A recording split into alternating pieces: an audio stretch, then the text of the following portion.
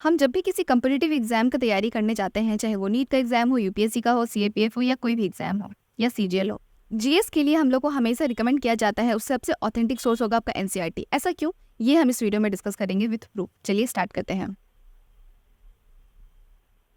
देखिए, जो भी क्वेश्चन सेट करती है ना, वो गवर्नमेंट का एग्जाम रहता है, कम्पिटिटिव का एग्जाम रहता है, तो गवर्नमेंट कैसा रिसोर्स सेलेक्ट करना चाहिए? ऐसा रिसोर्स ना जो सबके पास अवेलेबल हो।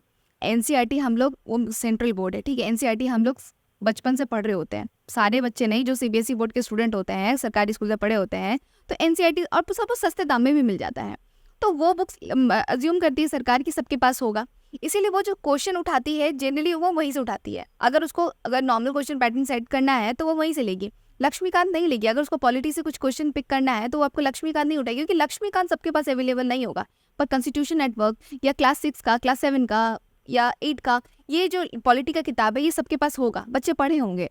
इसीलिए ऐसा रिसोर्स होता है एनसीईआरटी जो यूनिफॉर्म होता है, जनरली सबके पास होता है और बहुत ऑथेंटिक होता है, तो क्वेश्चन जनरली कुछ डायरेक्टली पिक होता है वहाँ से, ठीक है। दूसरा ये है कि एनसीईआरटी आपके सॉलिड फाउंडेशन को बिल्ड करने में हेल्प करती है। अगर आप कभी एनसीईआरटी नहीं पढ़े हैं, ठीक है, आपको पूरे डिटेल में नहीं पता है किसी टॉपिक को, हम नहीं पढ़े अपने स्कूल टाइम में ना, हम नहीं पढ़े थे एनसीईआरटी।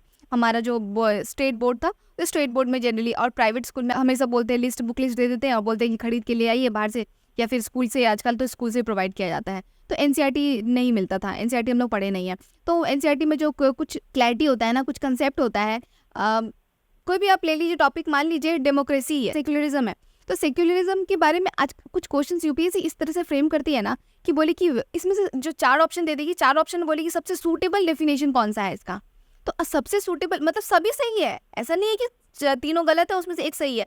तीनों ही, चारों देखा जाए तो अलग अलग डायमेंशन से, अलग अलग परस्पेक्टिव से सही है, पर उसमें से आपको सबसे सूटेबल, सबसे बेस्ट ढूंढना है। सबसे बेस्ट ढूंढने के लिए आपको क्या होना चाहिए? आपका क्लैरिटी, आपका कंसेप्ट बहुत अच्छे से क्लियर होना चाहिए। और वो कंसेप्ट ना एनसीईआरटी बहुत अच्छे से फ्रेम करती है, क्योंकि ये जो एनसीईआरटी उस बच्चों के लिए होता है जो बच्चे छोटे बच्चे होते हैं, 6, 7, 8, 9, 10 के बच्चे होते हैं, तो वो बच्चे तो कभी पहले पढ़े नहीं होते, तो उनके लिए बहुत एग्जाम्पल से चिंकी मिंकी या फिर कुछ छोटा सा स्टोरीज की लाइन, स्टोरी के थ्रू बहुत अच्छे से समझाया हुआ रहता है। तो जो बच्चा कभी नहीं पढ़ा है, जिस किसी सोशल साइंस उसका अगर कभी क्लियर नहीं हुआ, सोशल साइंस का स्टूडेंट नहीं रहा है, तो एनसीईआरटी के थ्रू बहुत अच्छे से अपने कंसेप्ट को क्लियर कर सकता है।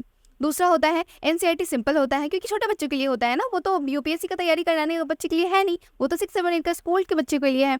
क्लियर लैंग्वेज होता है, लैंग्वेज उसका बहुत ही नॉर्मल सा रहता है, बेटर अंडरस्टैंडिंग में हेल्प करता है। और कुछ कोट जो है ना, अगर आप यूपीएससी का जो मेंस लिखिएगा ना, तो कुछ कोटेशन आपको डायरेक्ट कुछ पॉइंट आपको मिल जाएगा जो आप आंसर राइटिंग में कोट कर सकते हैं।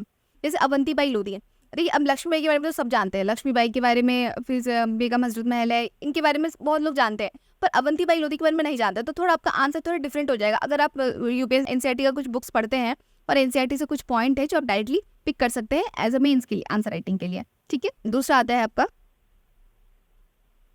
कुछ क्वेश्चन जो होता है ना डायरेक्टली पिक रहता है, डायरेक्टली आप नेक्स्ट स्लाइड में दिखाते हैं, जो कि आप ना जब हम पीवाई को डिस्कस करेंगे तो ज़्यादा डिटेल में कराएंगे, पर फिर भी अब बताएं तो कुछ और एक एग्जाम्पल देने से ज़्यादा ऑथेंटिक लगता है ना, तो फिर वरना लगता है कि नहीं भी तो आ सकता है। तो हम प्रूफ के साथ आपको इस वीडियो में 2 क्वेश्चन लिए हैं जो हम दिखा देंगे। और अगर आप एनसीईआरटी एक बार कर चुके हैं ऑलरेडी, ठीक है, तो उसके बाद क्या आपको एनसीईआरटी नहीं पढ़ना चाहिए? मान लीजिए आप केंद्रीय विद्यालय से पढ़े हो, सीबीएसई बोर्ड के स्टूडेंट हो, आप एनसीईआरटी वो स्कूल टाइम में बचपन में पढ़े, तो आपको तो सॉलिड फाउंडेशन का जरूरत नहीं है, तो क्या आपको नहीं पढ़ना चाहिए? नहीं पढ़ना चाहिए। कब पढ़ना चाहिए? एक बार अपने स्टैंडर्ड बुक को पढ़ लेना चाहिए। जैसे कोई भी एग्जाम्पल से सेट, मान लीजिए लक्ष्मीकांत ज़्यादा सूटेबल लगता है मेरे को, तो लक्ष्मीकांत आप पढ़े, ठीक है, लक्ष्मीकांत को 10-15 बार आराम से पढ़ लीजिए, स्टैंडर्ड बुक को बहुत अच्छे से आप पढ़ लिए, ठीक है।